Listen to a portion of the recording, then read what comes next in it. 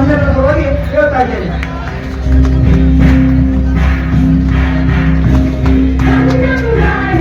ಆದ್ರೆ ಒಂದ್ ದಿನ ನಾನೇ ಹೋಗಿದ್ದೆ ನಮ್ಮ ಒಬ್ಬರನ್ನ ಕರ್ಕೊಂಡ ಅಲ್ಲಿ ಸರ್ಕಾರ ದವಾಖಾನೆ ಹೋದ್ರೆ ಏನ್ ಹೇಳ್ತಾರೆ, ಸ್ಕ್ಯಾನಿಂಗ್ ಮಾಡಕ್ ನಮ್ಮಲ್ಲಿ ಸ್ಕ್ಯಾನಿಂಗ್ ಮಿಷನ್ ಇಲ್ಲ ಅಂತ ಹೇಳ್ತಾರೆ.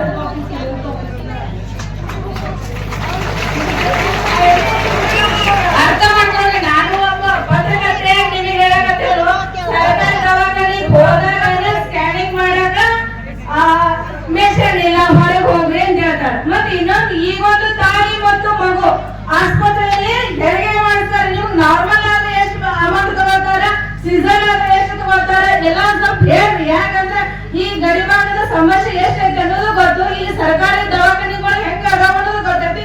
ಇದಕ್ಕೆ ಸ್ಪಂದನೆ ಮಾಡ್ಲಿಕ್ಕೆ ಈಗ ಅವಕಾಶವನ್ನ ನೀವು ಬಳಸ್ಕೊಳ್ರಿ.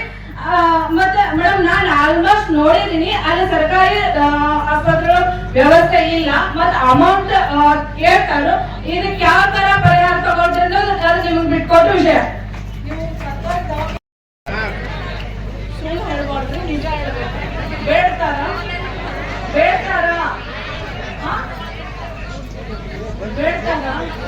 ಎಷ್ಟು ಬೇಡ್ತಾರ? ಒಂದು ಸಿಜರಿಂಗ್ಗೆ 6,000 ರೂಪಾಯಿ.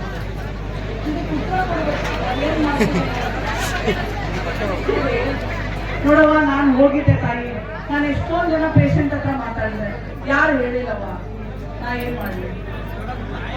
ಇಲ್ಲ ಮೇಡಮ್, ನಾನು ಹೋದ ಅನುಭವನ ಮಾತ್ರ ನಿಮ್ ಮುಂದೆ ಗಮನ ತರ್ತಾ ಇದ್ದಾರೆ. ನೋಡವ್ವ, ಈಗ ಊರ್ನವ್ರ ಕೂತ್ಕೊಳ್ಳವ, ಈಗ ಊರವರೆಲ್ಲರೂ ಒಂದ್ ಸಿಜರಿಂಗ್ 6,000 ರೂಪಾಯಿ ತಗೋತಾರೆ. ಯಾವ ಆಸ್ಪತ್ರೆನೆ? ಯಾವ ಆಸ್ಪತ್ರೆ ಹೇಳ್ರಿ? Government hospital. ಯಾರ ಹೆಸರು ಹೇಳ್ತೇನೆ ಹೆಸರು ಹೆಂಗಲ್ರಿ?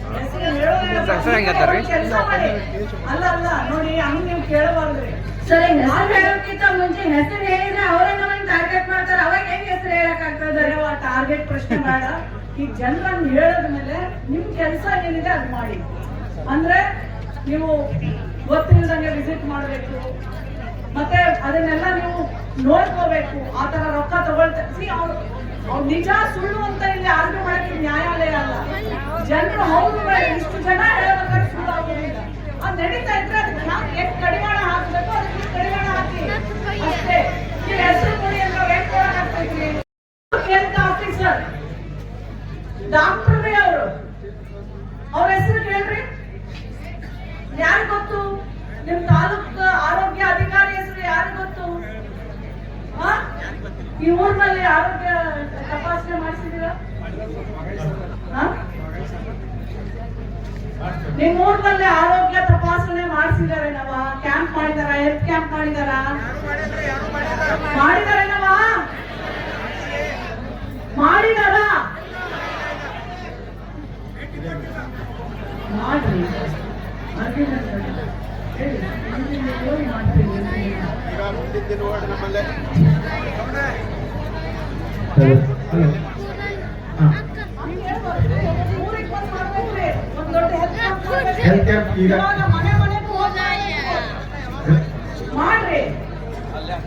ಹೇಳ್ರಿ. ಅಂತ್ರಿ ಮಾಡ್ರಿ, ಸಿದ್ದಾಪುರ ಮಾಡ್ರಿ, ಹೇಳ್ರಿ. ನನ್ನ ಹೆಸರು doctor Sukumar Bagayi, taluka health officer Chikkodi. So ನಾವು ಈಗ ನಮ್ಮಲ್ಲಿ ಗೃಹ ಆರೋಗ್ಯ ಕಾರ್ಯಕ್ರಮದ ಸಲುವಾಗಿನೂ ಇದು ನಡೀತಾ ಇದೆ. ಅದೇ ತರ ಗರ್ಭಿಣಿಯರ ತಪಾಸಣೆಗಳು ನಾವು ಮಾಡ್ತಾ ಇರ್ತೀವಿ. ಬಟ್ ಈಗ ಅಂಕಲಿ ಒಳಗಡೆ ನಿಮ್ಮ ಇದನ್ನು ನಡೀತಾ ಇರೋದ್ರಿಂದ ಅಲ್ಲಿಗೆ ನಾವು ಕರೀತಾ ಇರ್ತೇವೆ. ಬಟ್ ಈ ಮುಂದಿನ ದಿನದೊಳಗಡೆ ನಿಮ್ಮಲ್ಲೇನ ಏನ್ ನಮ್ಮ ಸೆಕೆಂಡ್ ಅಂಕಲಿ ಸೆಕೆಂಡ್ ಇದೆ ಸಬ್ ಸೆಂಟರ್, ಅಲ್ಲಿ ಮಾಡುವಂತ ವ್ಯವಸ್ಥೆ ಮಾಡ್ತೀವಿ. ನೀವು ಮಾಡಕ್ ಮುಂಚೆ ಜನರಿಗೆಲ್ಲ ಹೇಗೆ ಹೇಳ್ತೀರಾ? ಈಗ ನಾವು ನಮ್ಮ ಆಶಾ ಕಾರ್ಯಕರ್ತರಿದ್ದಾರೆ ಮೇಡಮ್, ಅವ್ರ ಕಡೆಯಿಂದ ಕರೆಸಿ ನಾವು ಕರ್ಕೊಂಡ್ಬಂದು ಆ ಥರ ಮಾಡೋ ವ್ಯವಸ್ಥೆ ಮಾಡ್ತೀವಿ. 100%. ಅಲ್ಲೂ ಕಿವಿ ಬಿಪಿ ಶುಗರ್ ಕ್ಯಾನ್ಸರ್ ಮಾಡ್ತೀವಿ ಮೇಡಮ್, ತಲೆ ಕ್ಯಾನ್ಸರ್ ಮಾಡ್ತೀವಿ, ಗರ್ಭಕಂಠದ ಕ್ಯಾನ್ಸರ್ ಮಾಡ್ತೀವಿ. ಎಸ್ಪೆಷಲಿ ಹೆಣ್ಮಕ್ಳಿಗೆ ಇವತ್ತು ಅವರಿಗೆ ಅವ್ರಿಗೆ ಕರ್ಕೊಂಡು ನೀವು ಎಷ್ಟು ದಿನಕ್ಕೆ ಒಂದ್ಸಲ ನೀವು ಇಲ್ಲಿ ಆರೋಗ್ಯ ತಪಾಸಣೆ ಮಾಡ್ಬೇಕು. ಪ್ರತಿ ತಿಂಗಳ ಒಂದು ಕ್ಯಾಂಪ್ ಹಾಕಿ ಮಾಡ್ಬೇಕು, ಪ್ರತಿ ತಿಂಗಳ ಮಾಡ್ಬೇಕಂತ. ಮಾಡ್ಲಿಲ್ಲ ಅಂದ್ರೆ ನೀವ್ ಏನ್ ಮಾಡ್ಬೇಕ್ರಿ? ಏನ್ ಮಾಡ್ಬೇಕು?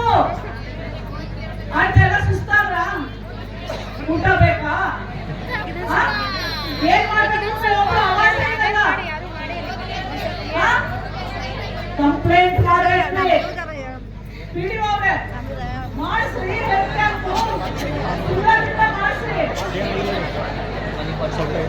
ಅದೇ ಸರ್ ಬಟ್ ಅವ್ರಿಗೆ ಅವ್ರಿಗೆ ಕರ್ಕೊಂಡು ನೀವು ಎಷ್ಟು ದಿನಕ್ಕೆ ಒಂದ್ಸಲ ನೀವು ಇಲ್ಲಿ ಆರೋಗ್ಯ ತಪಾಸಣೆ ಮಾಡ್ಬೇಕು.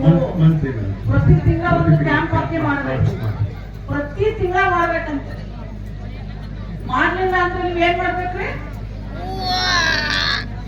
ಏನ್ ಮಾಡ್ಬೇಕು? ಆಯ್ತೆಲ್ಲ ಸುಸ್ತಾದ್ರ ಊಟ ಬೇಕಾ? ಏನ್ ಮಾಡ್ಬೇಕು? ಕಂಪ್ಲೇಂಟ್ ಮಾಡ್ಬೇಕ್ರಿ. PDO ಅವ್ರೆ ಮಾಡಿಸ್ರಿ, ಹೆಲ್ತ್ ಕ್ಯಾಂಪ್ ಮಾಡಿಸ್ರಿ. ಅದೇ ಸರ್ ಗಮನ ಕೊಡ್ಬೇಕು. ಏನ್ ಮಾಡಿದ್ದೀರಾ ನೀವು? ಈ ಒಂದು ದೃಶ್ಯದ ಬಗ್ಗೆ ನಮ್ಮ ಕಡೆ ಸಂಪೂರ್ಣ ವಿಡಿಯೋ ಸಹಿತ ಇದೆ. ನೋಡಪ್ಪ, ಅದನ್ನ ಉತ್ತರ ಕೊಡ್ರಿ. ನೋಟಿಸ್ ಇಶ್ಯೂ ಮಾಡಿದ್ರೆ ಮೇಡಮ್ ಅವ್ರಿಗೆ 3 ದಿವಸದೊಳಗಡೆ ಕೊಡಿ ಅಂತ ಅಂದ್ಕೊಂಡು ಸೊ ಅವ್ರ ಉತ್ತರ ಕೊಟ್ಟ ತಕ್ಷಣ ಅದ್ರ ಕ್ರಮ ನಮ್ಮ ಮೇಲಾಧಿಕಾರಿಗಳು ತಗೊಳ್ತಾರೆ. ಆಮೇಲೆ ಈಗ ಬಡ್ಡಿಲೂರಿಗೆ ಹೋದ್ರೆ 6,000 ಸಿಗರೇಟ್ ಅಂತ ತಗೋತಾರಂತಲ್ಲಪ್ಪ. ಅದನ್ನು ವಿಡಿಯೋ ಮಾಡಕ್ಕಾಗಲ್ಲ. ಬೇಡ ಮೇಡಮ್, ನಾನು ಇವತ್ತೇ ಹೋಗಿ ನೋಡ್ಕೊಂಡು ಏನಿದೆ ನಮ್ಗೆ ಇವತ್ತೇ ಅಲ್ಲ ರೀ. ಇನ್ನೇನೋ ಹೋಗ್ತೀವಿ. ನಿನ್ನೆ ಇವತ್ತಲ್ಲ, ನಿಮ್ ಕರ್ತವ್ಯ ಅದನ್ನೆಲ್ಲ ಹೋಗಿ ನೋಡಕ್ಕೆ. ಇವತ್ತು ನಮ್ಮ ಹೆಣ್ಣು ಮಕ್ಳು ಹೋಗಿ ವಿಡಿಯೋ ಮಾಡ್ಕೊಳಕ್ ಆಗಲ್ರಿ. ಆತರ ಏನಾದ್ರೂ ಇದ್ರೆ ನೀವು ಗಮನ ಹರಿಸ್ಬೇಕು. ಕಠಿಣವಾದಂತ ವ್ಯವಸ್ಥೆಯನ್ನ ನಿರ್ಮಾಣ ಮಾಡಬೇಕು. ಯಾರ ಹತ್ರನೂ 1 ರೂಪಾಯಿ ದುಡ್ಡು ತಗೋಬಾರ್ದು. ಸರ್ಕಾರಿ ಆಸ್ಪತ್ರೆಗೆ ಹೋಗೋರೆಲ್ಲ ಬಡವರು. ಏನ್ರಿ ಮಾಡ್ತೀರ? ಹಾ ಕೊಡಿ.